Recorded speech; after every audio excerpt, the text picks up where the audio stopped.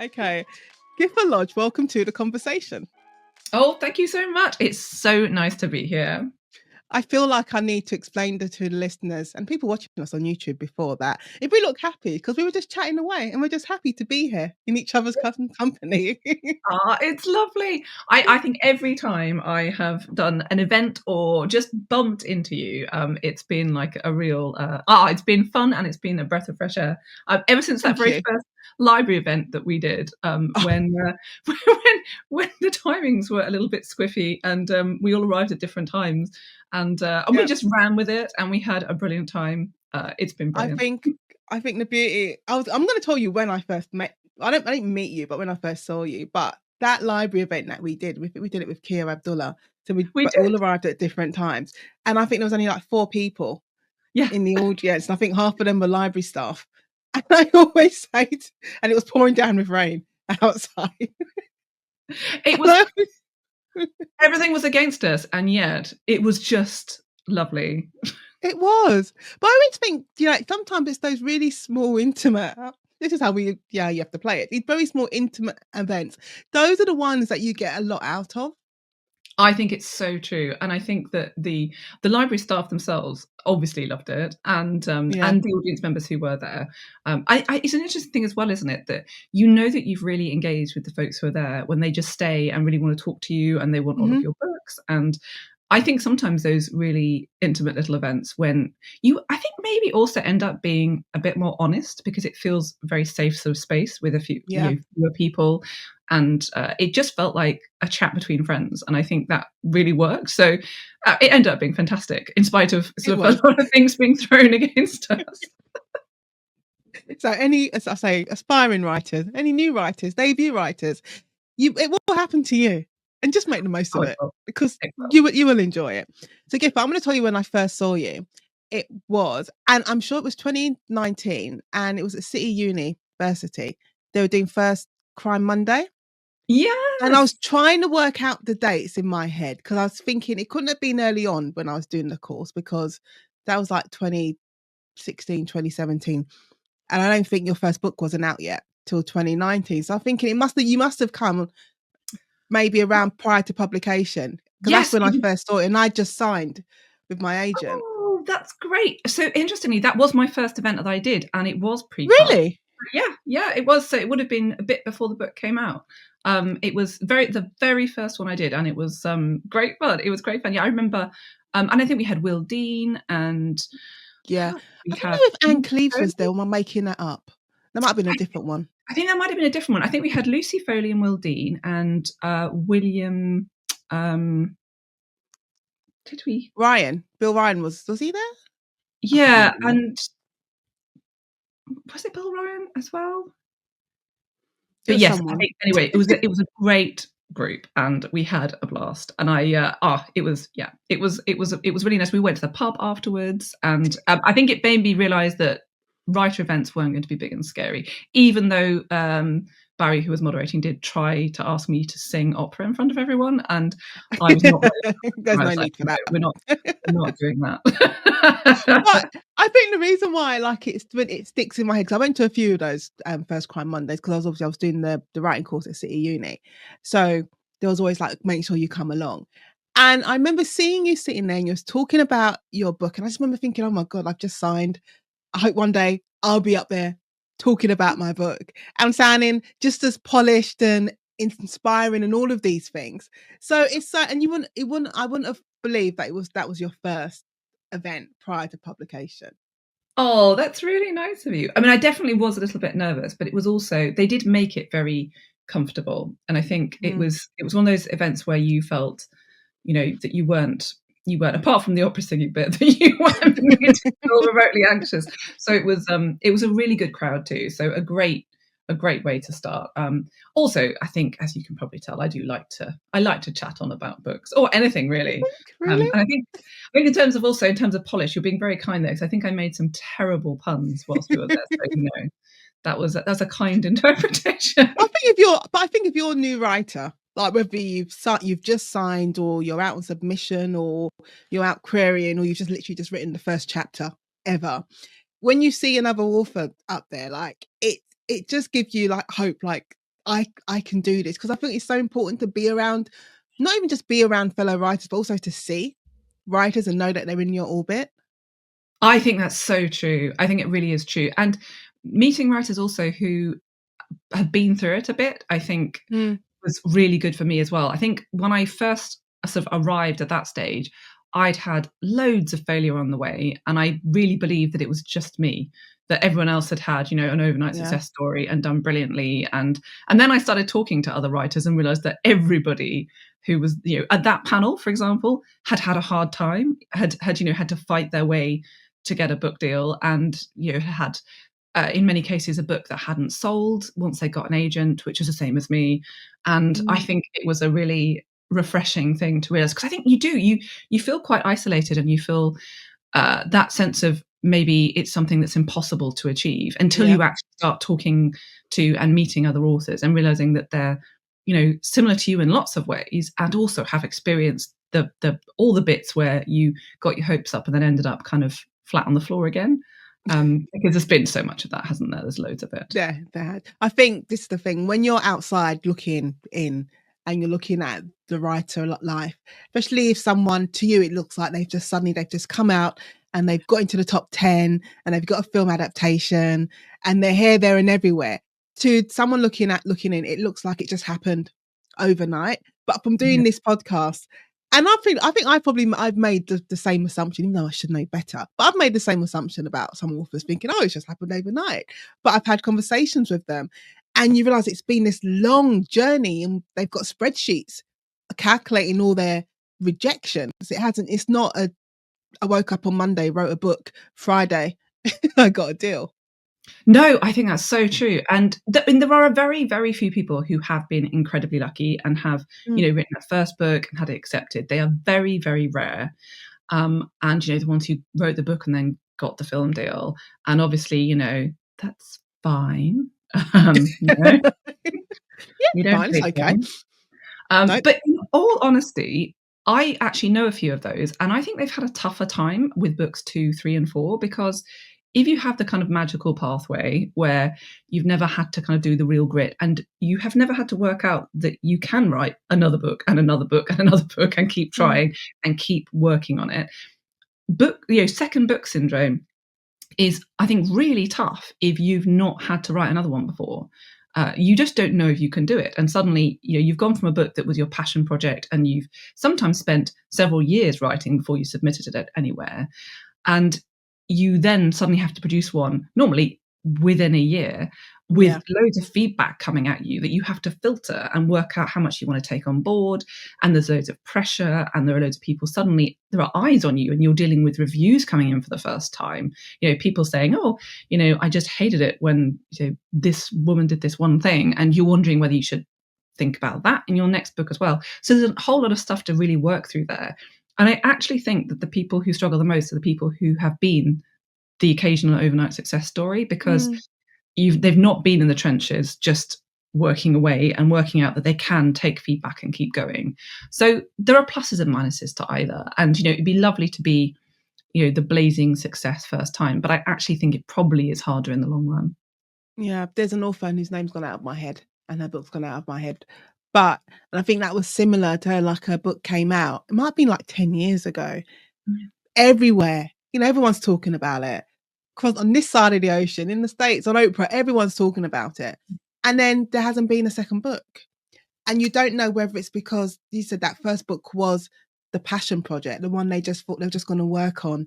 And then maybe someone convinced them to send it to an agent, and then it's all spiraled. And they just wasn't ready for that. And that wasn't actually what they wanted. Yeah. I mean, imagine if literally you just had this one book or this one idea, and there really wasn't anything else that you particularly wanted to write at the time, then you suddenly found yourself having to find something. You know, or I think probably also happens, you had something else, but it was wildly different. And then you're being told by your publishers, quite sensibly, I think, well, we kind of need something that's similar, so you have a brand, because otherwise it's going to really confuse readers, which is completely fair.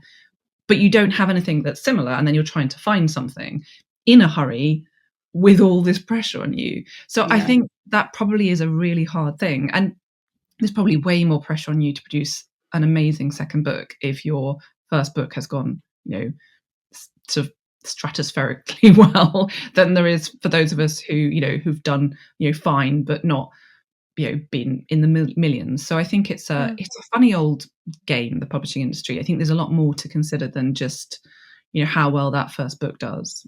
There's a lot emotionally, I think, to deal with, regardless of whatever, because you may have been, I always say this, you could have been highly proficient in your whatever career you've had prior to your writing career. You could be head of your department, running a department, but then you come into this publishing work and you have no experience of it. I always say your only experience of it is probably what you've seen on TV and the fact that you've written a book.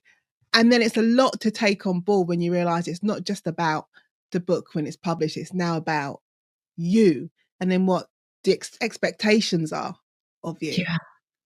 Don't you feel it's a weirdly powerless situation given how much depends on you, isn't it? That so much depends on all these other factors. And I think in a way that in most jobs, I don't think there is that same sense of powerlessness. So it is a weird kind of mental shift to feeling like it sometimes, it doesn't matter how hard you work.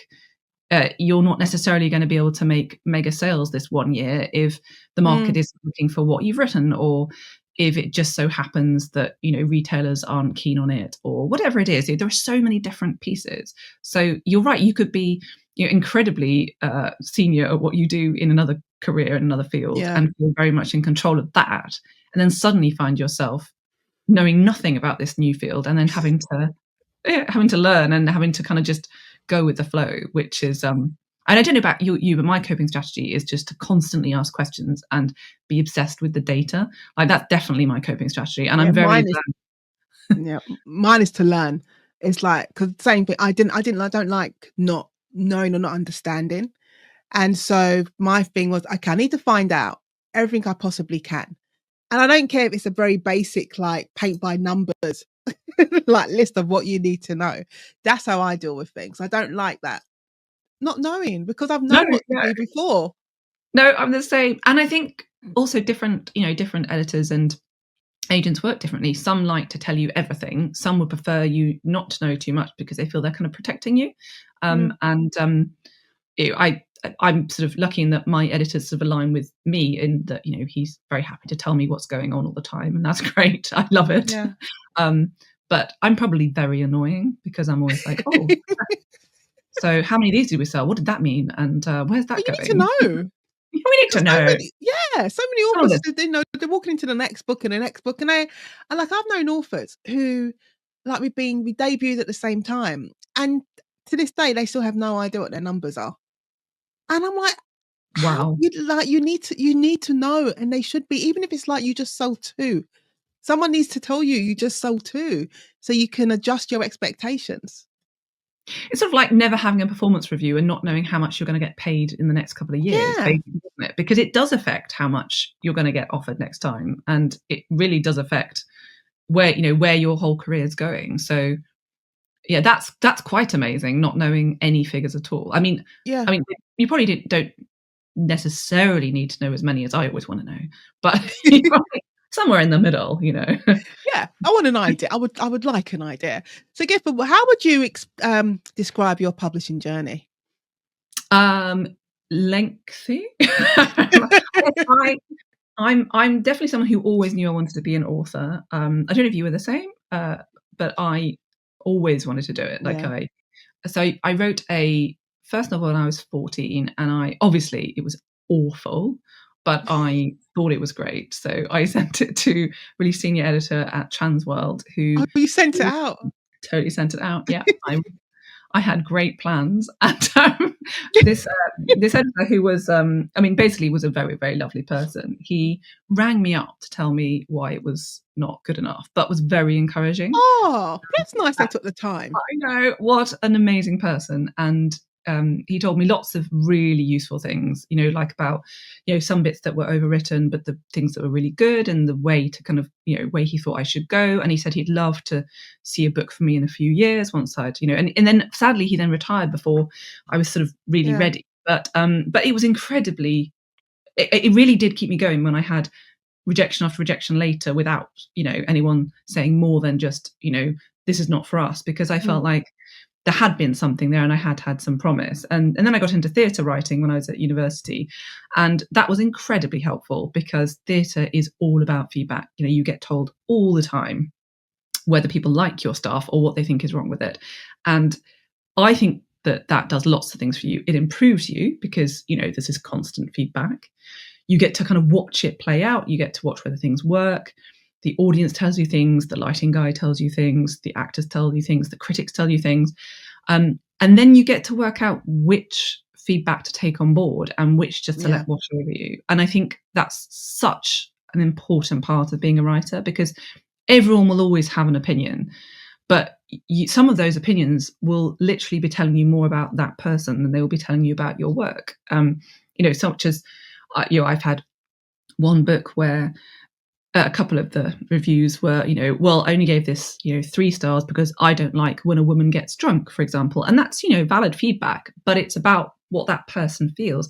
Other people who just said, you know, this was, you know, this book was too long for me. And that just means that's, you know, it is just a too long read for them. Other people said, you know, they wanted it to be longer. You're never going to please anyone. And I think the really valuable thing for me was learning that there are some things to take on board, and every piece of feedback is saying something. It's always telling you something, but it's working out which bits are, I should change what I'm doing, and which bits are, that's just about them.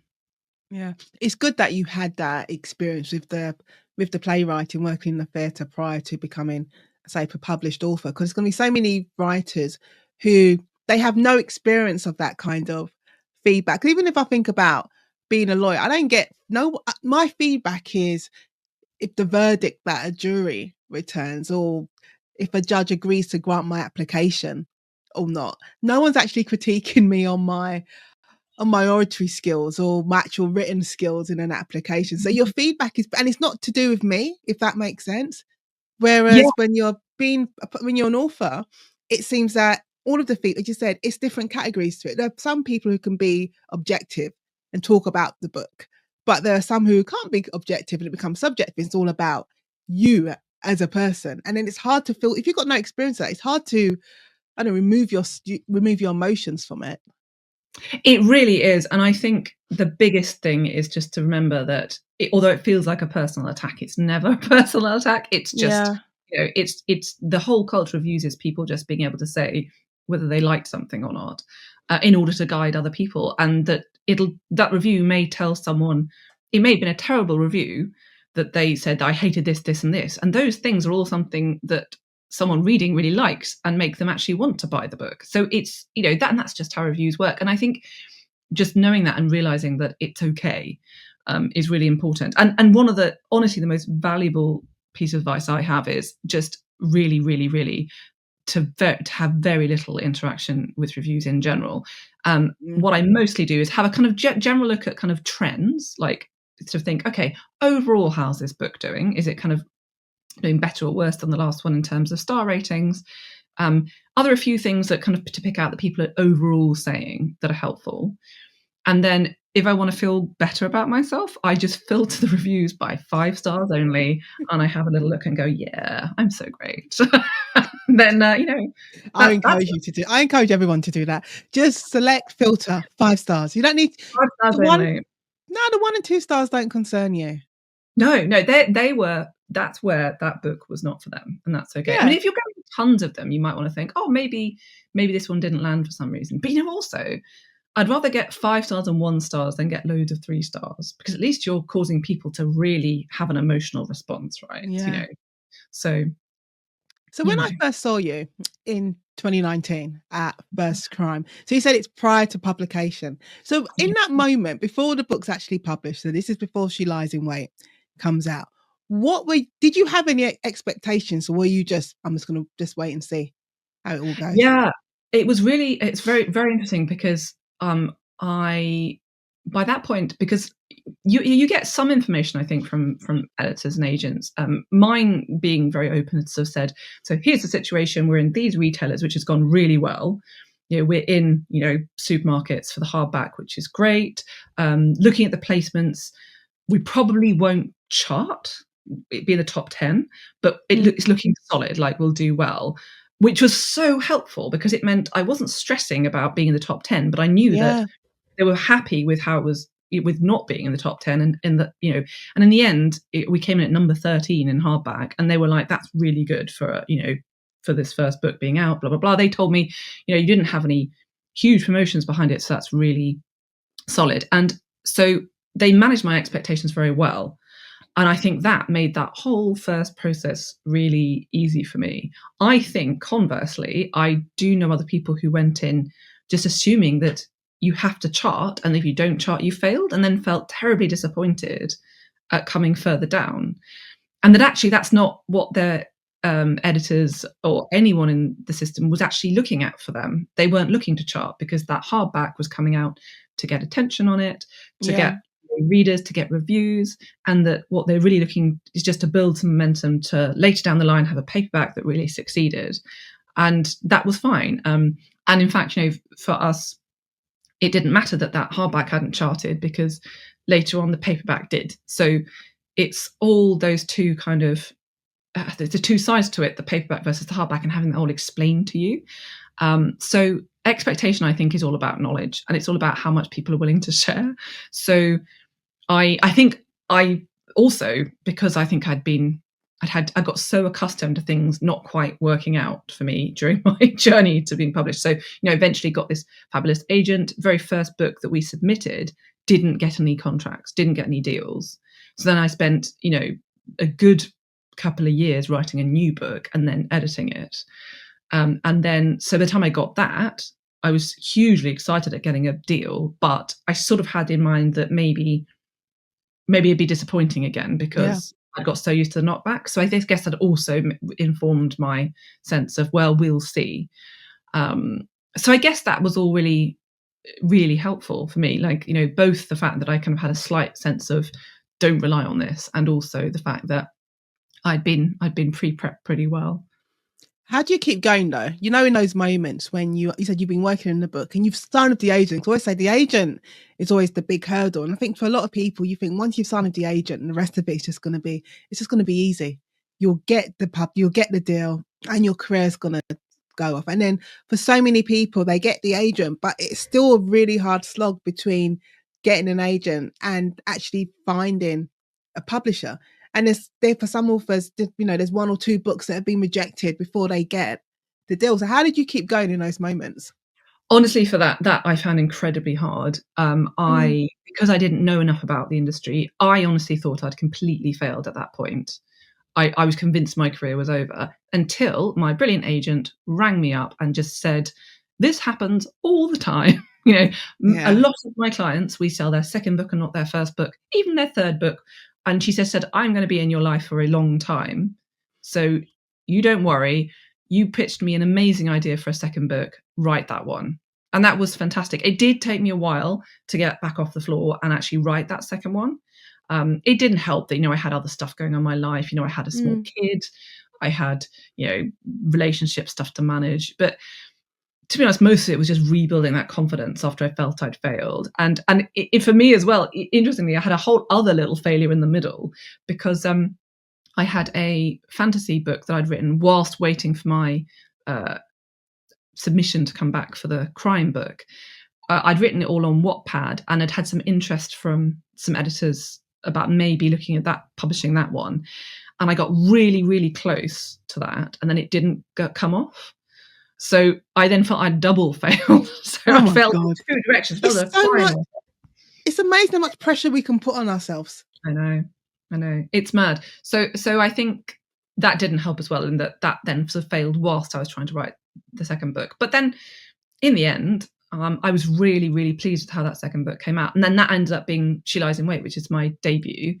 Yeah. And it was clearly a more polished, more successful book than the first book we pitched would have been, because I was more ready and I learnt more along the way. So there were lots of good sides as well, even though I wouldn't recommend trying to, double fail and still keep going. It turned out actually to be fine. And I'd love to tell people that actually the bits where you think you're never going to have a career, they're unlikely to be true. And as long as you stick at it and keep going and learn, take the feedback. And one of the things I really learned was how to edit properly, actually.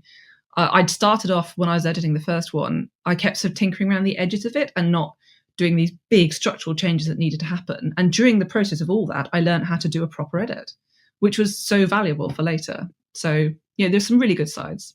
Yeah, I just think, like, if anyone takes anything away from this conversation, I think it's the importance of having knowledge.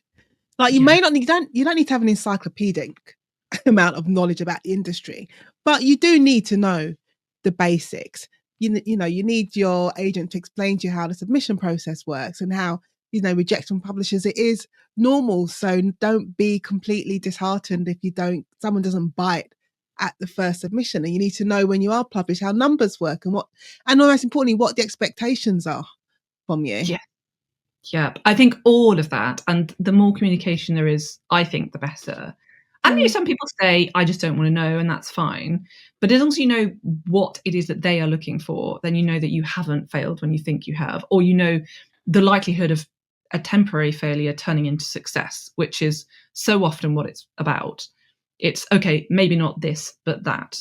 Maybe not this time, but next time. Maybe not this editor, but that editor, because you only need one editor to really love what you do to make it work. So you're right. I was going to ask you, because I was thinking about this when you were talking about your debut, and then again when you're talking about your fantasy novel. Were you ever aware of trends when you first started writing? Not really. I mean, I read a lot, and I always have. So I think I kind of knew what roughly was going on. Maybe in some ways I knew sort of what was going on in sort of middle grade more than I did in terms of older fantasy, because I just suddenly got into a phase where I was really enjoying reading middle grade. Yeah. So I didn't necessarily know what was going on in YA. For crime, I just read anything. So classics, modern, whatever. And same for every other genre. So lit fic, anything. So I really wasn't so big into trends. Now I'm much, much more aware of it. And I think, you know, the fact that I've come from a sort of marketing background in terms of my rest of my career feeds into my real interest in that and to seeing what's happening. But I also think we shouldn't be trying to write into a trend. I think that it's always a mistake, because if we're chasing something that's, you know, already popular, then we're likely to be on the back end of, you know, that wave.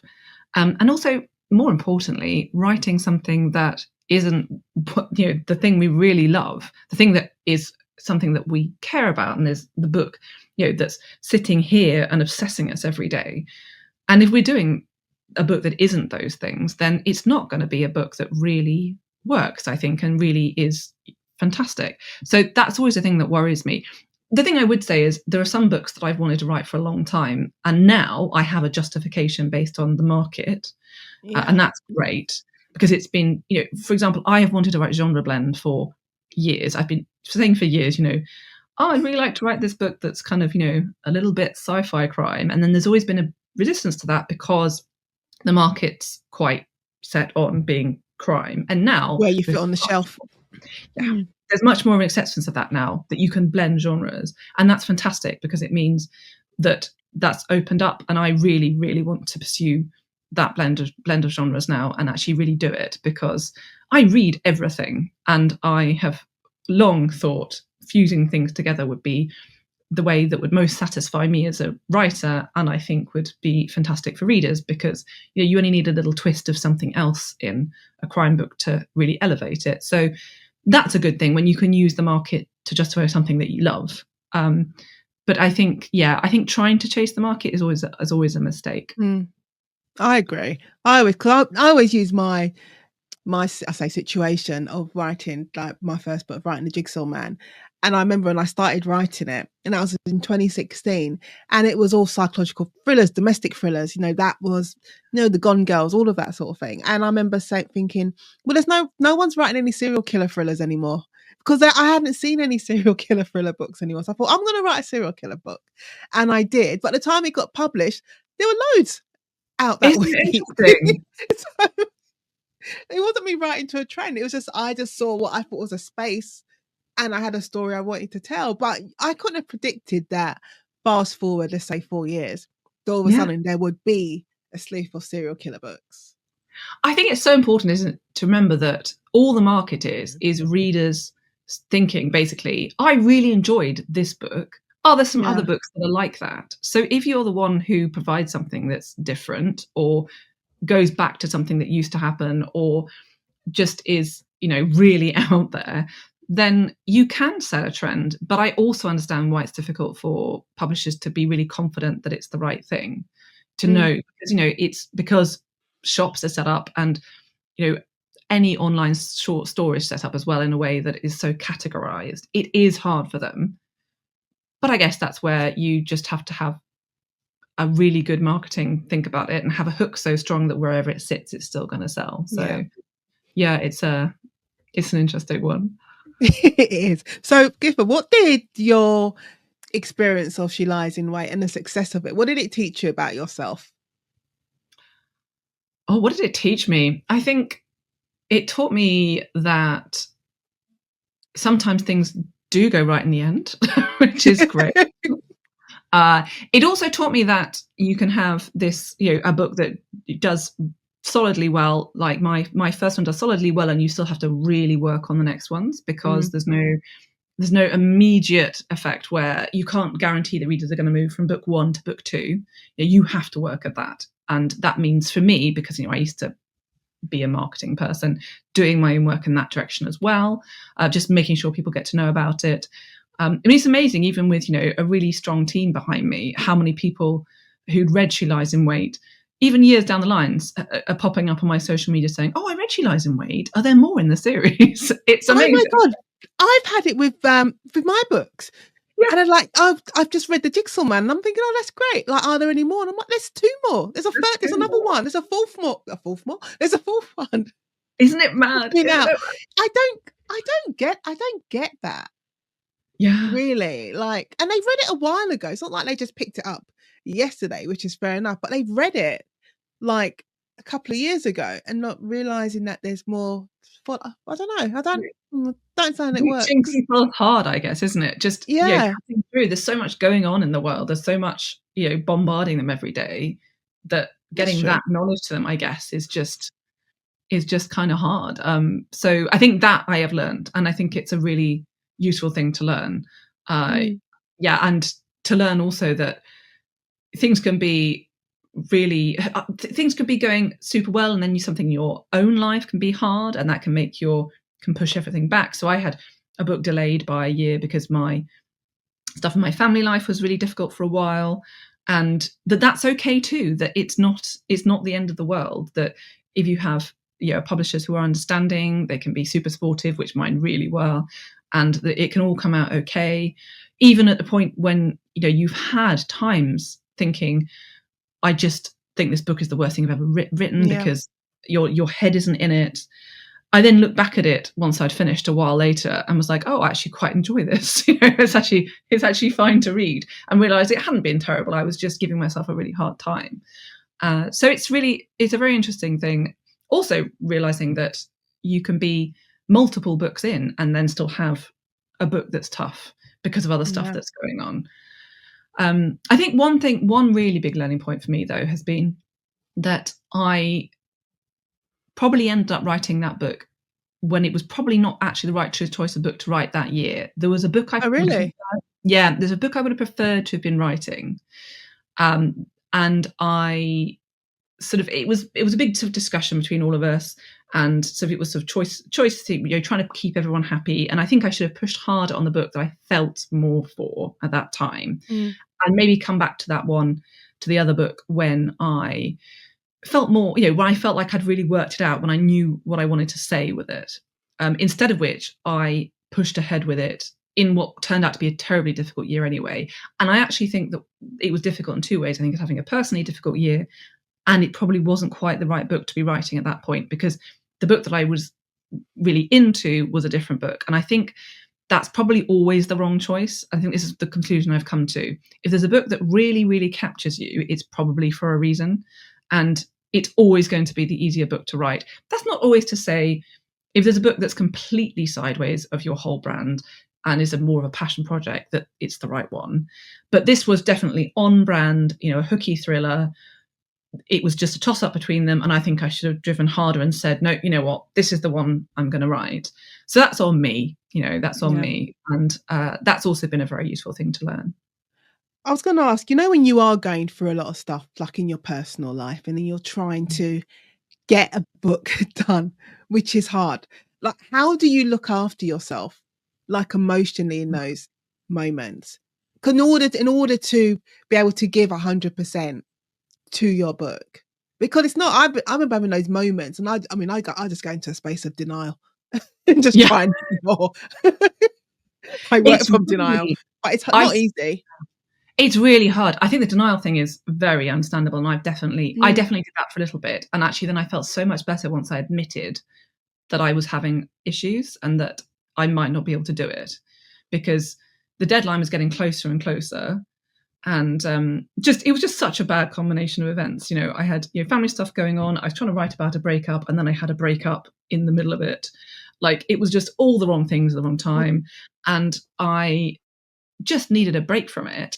And then I basically, the best therapy for me was writing something completely different for about 8 weeks.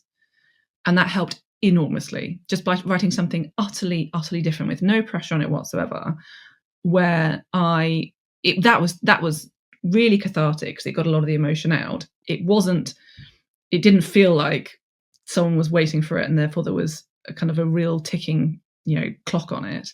yeah, And weirdly, 8 weeks isn't that long if it gets you back into the flow of writing and gets you to stop staring at a page and panicking, I think. So, or just writing bad stuff, which I think was the other thing I thought I was doing. But yeah, so I think that was the answer for me. And just the bit where you actually talk to someone and say, I am having trouble, because I was so proud of the fact that up until that point I'd always delivered early. That I couldn't yeah. say, oh my goodness, I don't think I'm going to be able to do this. I was like, I'm the one who delivers early. I always deliver early. I'm always the good one. And that's just silly to stick to that reputation instead of actually just saying, I'm making myself miserable because I'm having a really hard time. We put so much pressure on ourselves when we it's not even like we adopt these titles or these labels. Someone places those labels on you. And because they say, oh, because Gytha, she always delivers on time. And I'm similar, like I will always meet my deadline. So when you're in a place where you can't meet it, you feel like, oh no, I can't. If I break it, it's like I'm not being honest about who I am. It does such a Exactly. mental does a job on you mentally. It's so weird, isn't it? You feel like you've kind of lost some of yourself because you're no Yeah. longer But the reality is, lots and lots and lots of authors out there will be late delivering drafts for lots of reasons. One of those reasons is it's very, very hard to define how long a creative process is going to take, and that's Mm, all right. It's something that I end up discussing with people a lot when trying to help them with submission packages and things. Is rushing yourself is so counterproductive. So, imagining that this deadline is everything. Obviously, publishers have to have deadlines in order to make sure they get to print, but it is going to be better for everybody being slightly flexible with that deadline and actually ensuring that the book gets written well and that no one has a terrible time of it emotionally, than keeping that deadline absolute, not flexing anywhere. So I mean, my guess also is that most publishers have a little bit of leeway built into that process yeah. because they know it's a creative process and that it's not the end of the world. But I really feel for people when they get in their head about it and feel like they can't possibly default, they can't possibly say this isn't going to work. I need a few extra weeks. So I think the other thing is also to be clear on exactly how long you think you need anyway, because I think one of the things that I did, which was probably a bit silly, was to be like, oh, I need some extra time, but not to be quite specific about it, because then they actually ended up giving me way more time than I needed, and then I was like, oh, but then that means I'm not going to get paid for ages, which that's Yeah. really unfortunate. I So think I think it's so important if you are asking for time. I mean, I always say add on a buffer. So if you need 3 weeks, I'll say you need 4. But also yeah, just to be realistic with yourself about actually how much time you need. Because you can be like, oh, you don't want to disappoint anyone. So you say, I only need an extra 2 weeks. When really, the reality is you need 6. yeah, So ask for the 6 and say, give yourself the buffer of 7, just so you yeah. don't feel that pressure. I think that's really fair. I think that's really fair. You be realistic, but give an approximate time Mm, is helpful. And as I said, it's very hard to define, but I think you do start to learn, and that if you're running maybe you've done half the amount you thought you needed to have done by this point, then you add half that time on again to the end. You can kind of roughly work out how long you think you need. And just that feeling of suddenly having more time normally means you suddenly find yourself being able to write so much more easily. It's an interesting thing. And you do, because what are you 6 books in? So yeah, I've just delivered my 7th final main draft, yeah. So by the time you've written 7 books, you've kind of worked out, I would like to think, because I think I'm still learning, but I am working out what my process is and what works for me in terms of what I need to do in order to deliver a draft by X date. Yeah, I definitely think you learn more every time. My basic thing is always, every time I think I know exactly how long it's going to take, it takes about 2 days longer. So it's just really, I shouldn't give dates. Well, I think probably what happens now is they assume, I basically get closer and closer to the time I'm going to submit, and then I say it'll be Wednesday, and then it's always Friday. I'm like, why? But then that's okay, because a couple of days is not a real issue. No. If it was obviously going to like copy edit and they had someone waiting for it, that might be more of an issue. But it's when we're talking big drafts, that's not a problem. Yeah. But I think I definitely get closer to knowing how long something's going to take now, and also better at being able to go, okay, it's only this long, I can kind of focus quite intensively on it, and then I'll have a break, rather than that thing where you think, oh gosh, it's such a lot, and then maybe you procrastinate. I think that happens less now, so that makes things easier as well. Or maybe I'm just busier, so there's no time. So yeah, I definitely think I learn more and more. But I still think there'll be a book where I get it completely wrong at some point anyway, because sometimes, I talk to authors who say, oh my gosh, I thought I had this nailed, and then suddenly book 11 just all went completely wrong, and I have no idea why. Well, I've spoken to authors on the podcast, and even outside of the podcast, where they've written like 40,000, 50,000. They've written a book, they've written an actual book, and then they've got to the end of the book and they've decided, this is all wrong. I've either written it in the wrong voice, I've done this, I've done that, and they've scrapped it. And I'm like, I don't ever want to get to that point. No. So you are constantly learning. Yeah. I mean, I don't mind doing a hefty edit. Actually, my process is I write half and then I do a big edit of the first half, because I get to halfway and then I'm like, I can now see all of the things that I've done wrong in the first half. I mean, it is not all of the things, but most of the things I've done wrong in the first half that are going to make the second half way easier. So it's always now my process. I go half, rewrite, second half then is really easy because I've now kind of worked it out. Yeah.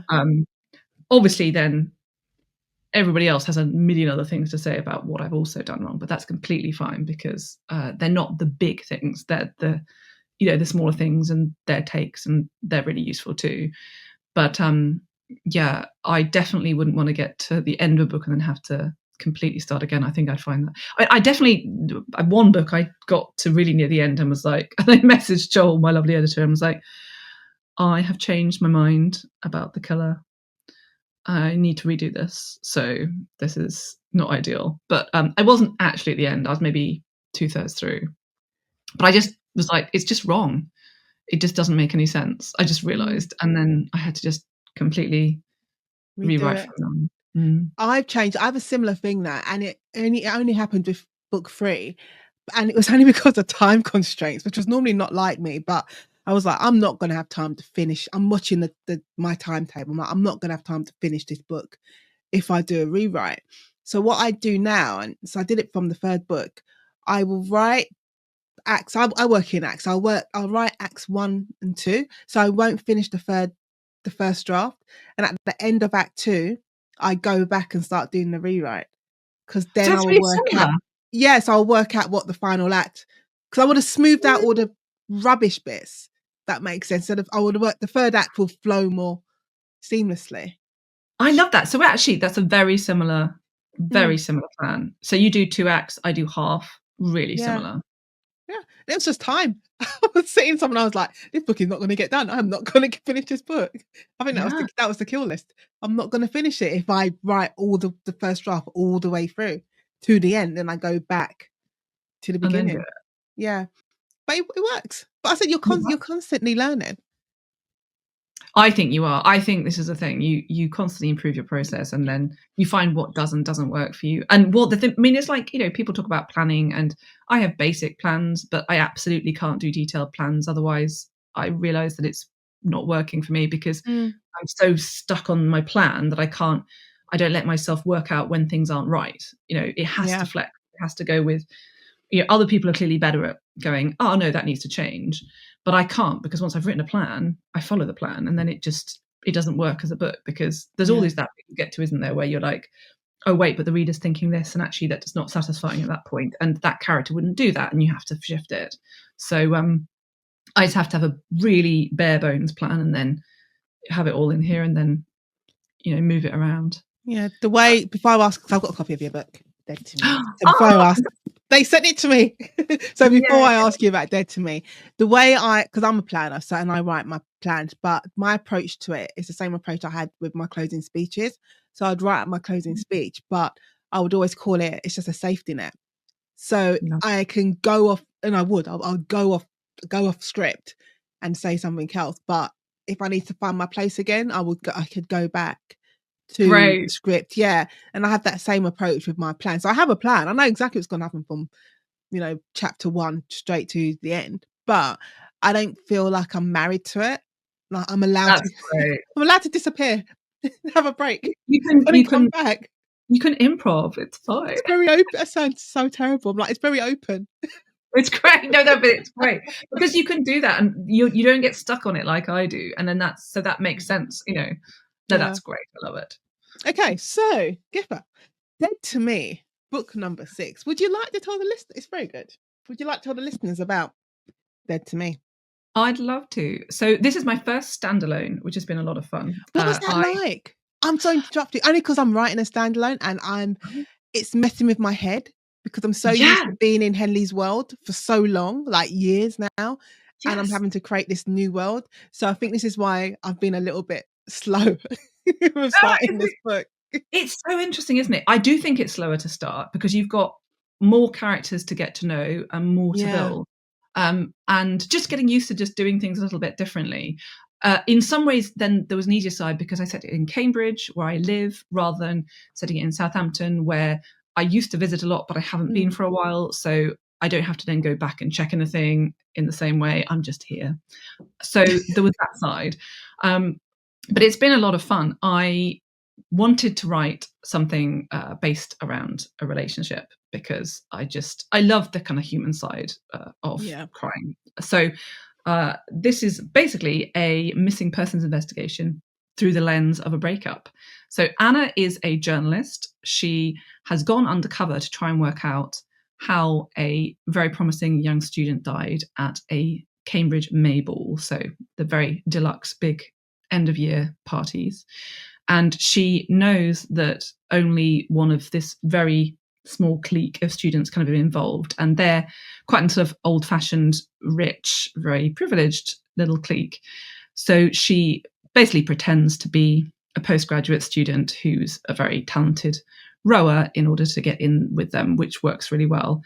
But now she has gone missing at exactly the same event 1 year on.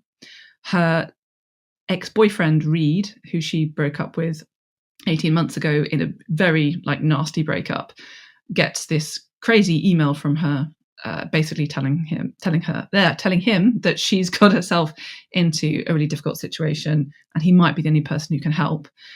And he basically has to work out if he can put aside all of the bitter stuff that went on and actually find her when he kind of doesn't want to ever have to see her again. And so the email is kind of partly about what she's been getting into, Yeah. a kind of stream of consciousness, what she was writing while she was investigating. And part of it is to him about what happened between them and why she's so angry with how everything went down. So a lot of kind of screw you. So yeah, it was it was lots of fun. So doing the two sides, and there's a lot about her and her relationship with her bonkers dad in there as well, which I like his dad, her dad. Good. I See, it was did. fun to write. I did feel like I was like, Annie, you're a little bit flaky. Like when she Yes. keeps him wait, she is. But Anna is fully ADHD. She's somewhat. but you get a Somewhat sense like of that, me. even without specifically saying it. Like you get a clear when I'm reading the emails, you're like, you're here, there, and everywhere. Exactly. That's how it felt with her. Good. I'm glad it comes across like that, because she's supposed to be like, yeah. So she's a sort of she's someone who is extremely distractible, but also, of course, in the classic ADHD, where will also hyper focus on things. So her current hyper focus is getting in there and solving this crime, and she's someone who sometimes lets that get away with her and doesn't necessarily notice the collateral damage of what she's doing. So she can be infuriating. She's very brilliant, and now she's in danger. So this is the story. And the whole her and her dad relationship was a lot of fun, because she's not grown up with him. Her mum took her to the States when she was very small, and they're trying to sort of reforge a relationship now, and they really look at each other like, what? Because they're the smarts are both there, but they are so very different that it's kind of a lot of fun. Also, when you haven't grown up with someone, you do, I can't even get the word out, but you reacquaint later on in life. And so even though you have that shared genetic history, it's the only thing I can think of, you still have to learn each other. It's hard. It's hard. And it's very hard also, with one of you, the dad, being quite emotionally closed off. And, his only real way of showing care is to, constantly take her for lunch and feed her champagne. Like, he doesn't really have another mode. So he's just, he's trying, but he's not good at this stuff. So there's a real gap between them. And she's very, she's very warm and outgoing and bubbly and, infuriating as well. Very infuriating. Flaky, call her.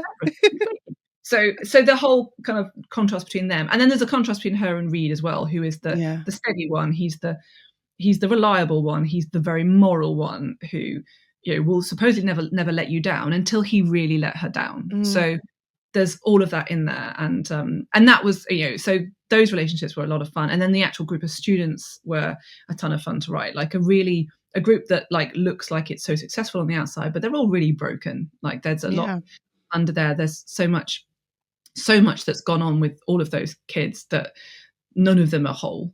And they're also very easily manipulated. So there's that too. So I had a lot of fun with all of that, and getting to know also how student life is now in Cambridge, because I went there a long time ago, and it's not the same now. And I didn't want to write what my experience was. I wanted to write how it is for students now. It's funny because it's, as we're recording this, it's Freshers. I think it's Freshers Week this week, possibly next week. And so, all the first years are starting uni. And you think about, and I always think about, my experience, but then I have to remind myself, that was such a long time ago. Like I started uni in 95. So, crap, it's like 30 years. It's a long time ago. It's weird, isn't it? But it doesn't seem that long ago in my head. No, it's so formative, isn't it? I think it's quite vivid for all of us. And you still, I still feel a kind of ownership over these places in a weird way. I do. But then, they don't remember me. They're not, I'm not really part of it. I mean, I still sometimes, because I'm still in the same city, will turn up to I'll go to a reunion dinner. I might go to an old boat club dinner, but it's all very much moved on. And I do remember there being a point when I suddenly realised it was as long since I had started at uni as it was. It was like I think the point from when I was born to when I started uni, I had then been as long since then to now. And I was like, that was the point where I suddenly felt quite dizzy, like, it's been a long time. And then, of course, several more years have passed since then. So it's like it's a very strange thing. But it's but then there's a nostalgia to looking back at it too, and it's kind of lovely too. It is. It is. I have good memories. Okay, so Gif, I'm gonna ask you two questions following on from Mm. the book, your description of the book. Did you face any challenges in writing Dead to Me? I think only the the other stuff going on in my life and the slightly bad timing of trying to write a book about a breakup and then 3 weeks in having a breakup. Don't do that. It's a terrible idea. Like, it's just, then you're like, I can't be writing about this right now. But it was fine once I'd had a gap. It was Yeah. fine. Okay. Those were the challenges. The rest of it was grand. I enjoyed the rest, and I got to do some very excellent research where I went to Trinity May Ball for the night, Oh, you and did go? I did. I sussed out how you would effectively murder someone during the fireworks, and whether you could, and how you'd get out. And I spent, at least a good hour doing all of that, and that was very efficient. And then I spent the rest of the time, obviously, having a lovely time. I love it. I love it. Okay, so if you could spend an afternoon with any of your characters in Dead to Me, whom would you choose and why? Oh, in Dead to Me, who would I go with? I'd probably pick Seaton because he would buy all the champagne. I He just, would. and he would turn up on time. He would be on time. He would look amazing. He might take me to Midsummer House, which is the very expensive restaurant in Cambridge. He'd buy all the champagne, and he's very smart, and he's quite withering about people, which would be very entertaining. He'd probably, disapprove of something I'd done, but that'd be fine. I would take that for all of the above things. So, yeah, I love I'd it. be fine with that. And he could tell me Okay. about semiconductors, and that'd be interesting too. Okay. If for your final questions to end our conversation, are you an introvert or extrovert or a hybrid of the two? I am 100% an extrovert. Never. I don't have I don't think I have any introvert. Very, very occasionally I will run out of energy because I think, like a lot of people, Get I think tired. people always say that extroverts, feed off the energy of people around them, and introverts, give energy when socializing. I actually don't think that's true at all. I think extroverts still use energy when socializing. I do think that's true. And it depends on the person. It depends on how much you put out there. If you're someone who puts a ton out there, then you can occasionally end up a little bit knackered. So there'll be occasional moments when I'm like, I am now actually finished and I need a little rest. But I still think, I don't think there are many people who are more extroverted than I am. I think. I'm that person who's like, I need to go and write in a coffee shop because I don't want to be on my own. Oh, see, no, I'm not that person. Really? No, I'm not a coffee shop writer. I've tried to be. There's too much. Oh, I get distracted very easily. And I think yeah. that's my problem. So I'm very much aware of what's going on and who's doing what and stuff. And I'm just like, it probably end up in the book, but it's like I'm best to stay away because I'll end up chatting to someone because I'll just chat to anybody. I'll end up chatting to someone and then nothing will get done. So no, I'm good in my space. But I just get lonely. And I probably do also do a bit of chatting to people while I'm there. But I have to be self-restrained, put my headphones on. Yeah. But and work. Okay, so what challenge, good or bad, in your life shaped you the most? I guess probably having my son is probably was a biggie. I think it changed me. I think I toughened up. I think between that, I think probably just having him. So I think I've talked about my writing journey, and that was obviously really important too. But having Rufus, and I'm a single mum, and I'm with him like all the time, and we have a relationship where we're definitely more like friends a lot of the time than we are. A while back we were trying to look because he's extremely ADHD. Is my 14-year-old, and he was having a lot of trouble with sleeping for a while, and I was sort of tasked with identifying the things that were stopping him getting to sleep. And it turned out it was me. It was 100% me, because what would happen was he'd go up to bed and we'd get him to bed, and then he'd sort of be ready for sleep, and then I'd go, have you seen this meme? And then I'd be like, and I'd tell him a silly joke, and then we'd be like, start mucking around, and then an hour and a half later I'd be like, oh my gosh, it's like 10:45, what He needs to happened? be sleeping. Yeah, but it was like every night because I'll just be mucking around with him, and then was like, oh no, and then basically I'm the problem. So just like the Taylor Swift song, I had to go and sort myself out. And and also I am very bad on time awareness, and I get distracted easily. So, but it's wonderful having him. But he was like not a sleeper when he was small, and that was incredibly challenging. He was just, he used to wake up just time after time after time. So I was just exhausted, and then trying to manage him, and then at one point trying to manage him, my creative writing MA plus a job on the side, and it was really hard, but so worth it because he's fab, and it's great seeing him now at 14 being this really sort of flourishing young teenager. He's a giant, but he's he's now I just need to force him into taking up professional rowing, and then we'll all be fine. You'll be fine. It'll be perfect. Okay, so if you could go back to when you were 25 years old and give yourself one piece of advice, what would it be? I just want to reassure myself that the books will happen, so don't get too downhearted. I think it's probably the biggie. Oh, or something about watching out for narcissists, because I took a while getting good at that one. Though maybe you just have to learn by going through the fire of that one. I think maybe you just have to get your burns and then realize how to notice before the next time. But yeah. Okay, so what is your non-writing tip for writers? I always feel I have to clarify it by drink water, go for a walk, watch a movie, have post-it notes. So something that would help with writing, but that it isn't writing related. I think have another random sort of hobby that makes you feel also like you're creating something for when the writing's not going well. I picked gardening. Like I love to garden, but it could be playing the piano, or I know just something else that you can jump up and do and come back. So if you're having a writing stint, there'll be bits where you get stuck, and having something else that you can do just for a little bit and go back, but also feels like you're doing something, but doesn't feel like housework, because who wants to do that? No one needs to be hoovering. No one needs to be hoovering. Like, if it could be, I don't know, that you're building a model Millennium Falcon, or you're, just something that you can do a little bit of that you feel is creative and also productive, whilst you can background think about stuff, I think is really helpful. Getting outside is also good. So that's why I also like to garden. I also get very twitchy. So if I'm having to work from home, that's my answer. Yeah.